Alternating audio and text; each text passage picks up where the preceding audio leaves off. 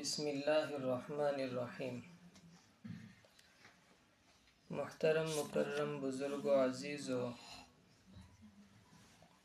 آج ہم لوگ سنیں گے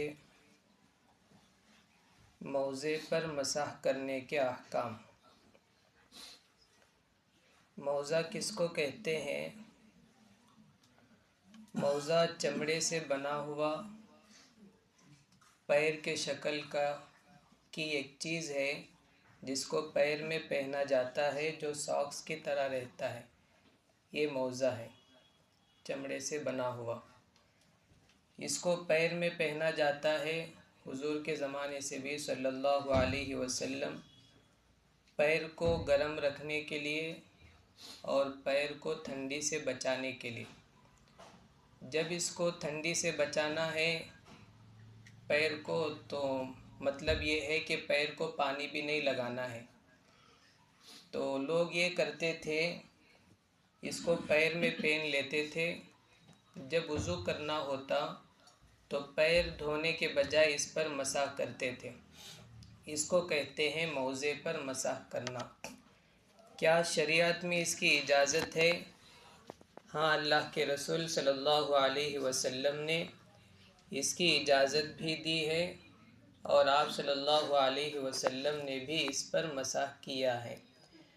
حضرت مغیرہ بن شعبہ رضی اللہ تعالیٰ عنہ روایت فرماتے ہیں کہ وہ ایک مرتبہ اللہ کے رسول صلی اللہ علیہ وسلم کے ساتھ نکلے تو حضور حاجت سے فارغ ہونے کے لیے ایک الگ جگہ گئے۔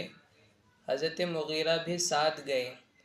جب آپ صلی اللہ علیہ وسلم فارغ ہو کر آ گئے تو حضرت مغیرہ نے پانی پیش کیا۔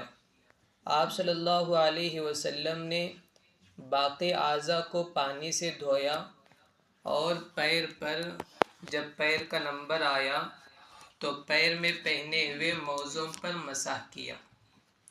تو 70 سے زائد صحابہ اس موزے پر مسح کے درست ہونے کی حدیث کو روایت کرتے ہیں، لہٰذا اس کا انکار کر دینا بدعتی ہے۔ عمل کر لینا یہ بھی سنت پر عمل کرنا ہو جائے گا۔ اس موزے پر مسح کرنے کی کچھ شرائط ہیں۔ پہلی شرط یہ ہے کہ یہ اتنا موٹا ہو، موٹے چمڑے کا ہو کہ اس میں پانی چھن کر اندر نہ جاتا ہو۔ تو معلوم ہوا آج کل کے جو ساکس ہیں اس پر مسح نہیں کر سکتے، چونکہ اس پر اگر میں انگلیوں کو بھگو کر مسح کرتا ہوں، پانی پھیرتا ہوں تو پانی چھن کر اندر چلا جائے گا۔ تو آج کل کے ساکس پر مسح نہیں ہو سکتا۔ مسح کرنے کے لیے موٹے چمڑے کا ہونا ضروری ہے۔ دوسری شرط ہے کہ اس موزے کو پہن کر 5.25 کلومیٹر بغیر چپل کے چل سکیں، اتنا موٹا چمڑا اس میں لگا ہوا ہو۔ شروع زمانے میں لوگوں کے پاس آج کل جیسے جوتے نہیں تھے، یا تو چمڑے سے بنے ہوئے چپل پہنتے تھے یا اس کو پہنتے تھے۔ اس کو پہن کر چلتے تھے، اتنا دور تک چل سکتے تھے کہ 5.25 کلومیٹر بھی پار ہو جائے، اس میں اتنی طاقت ہو۔ آج کل کے جو ساکس ہیں اس میں آدمی کچھ دیر بھی نہیں چل سکتا۔ معلوم ہوا آج کل کے ساکس پر مسح نہیں کر سکتا، چمڑے کے بنے ہوئے پر مسح کر سکتا ہے۔ تیسری شرط ہے کہ اتنا موٹا ہو کہ یہ ٹخنے سے اوپر کے حصے کو خود ہی پکڑ لے بغیر باندھے ہوئے۔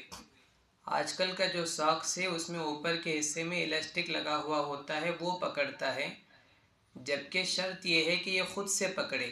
یہ خود سے پکڑے گا چونکہ اتنا موٹا رہے گا۔ تو یہ 3 شرطیں جس میں پائی جاتی ہیں کہ وہ چمڑے کا ہو، موٹے چمڑے کا، اس کو پہن کر 5.25 کلومیٹر چلا جا سکتا ہو، اور بغیر باندھے وہ پیر میں ٹکتا ہو، اس موزے پر مسح کر سکتے ہیں۔ مسح کب کریں گے؟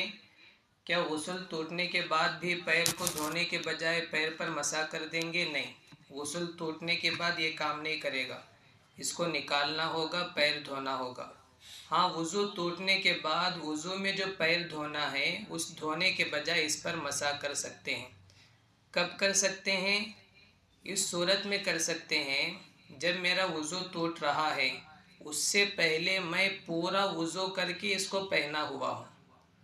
پورا وضو کر کے مطلب جیسے شروع سے ہاتھ، چہرہ، سر کا مسح، پیر دھوتے ہیں پھر اس کو پہنا ہو، یا پھر وضو خانے پر بیٹھا سب سے پہلے پیر دھو لیا، پیر کو سکھا کر اس کو پہن لیا، پھر باقی کا وضو پورا کیا.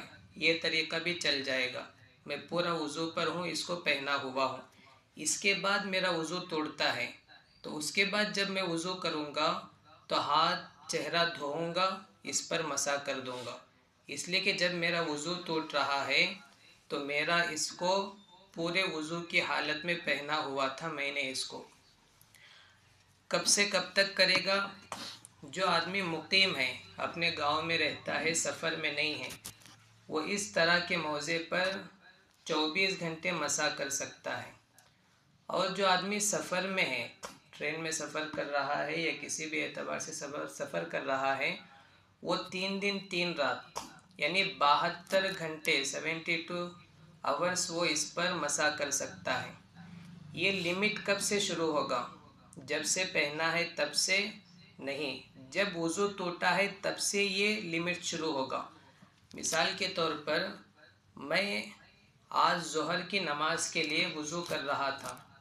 وضو کرنے کے بعد اس کو پہن لیا 2 بجے، تو اب اس کا لمٹ جو شروع ہوگا 2 بجے سے نہیں، بلکہ میں 2 بجے وضو کیا، اس کو پہن لیا، نماز بھی پڑھ لیا، میرا وضو ٹوٹا 5 بجے، تو یہ 24 گھنٹے شروع ہوں گے 5 بجے سے. سفر میں ہوں تو وہ 72 گھنٹے شروع ہوں گے 5 بجے سے. تو 3 شرائط پائے گئے تو اس پر مسح کر سکتے ہیں. جب وضو ٹوٹ رہا تھا اس سے پہلے اس کو میں باوضو ہو کر پہنا تھا تو مسح کر سکتا ہوں. جو مقیم ہیں وہ 24 گھنٹے مسح کریں گے، جو مسافر ہیں وہ 72 گھنٹے مسح کریں گے. اس پر مسح کیسے کرنا ہے اور اس کے متعلق اور بھی مسائل انشاءاللہ کل بیان کریں گے. اللہ ہمارے علم و عمل میں برکت عطا فرمائے. سنتیں پڑھیں.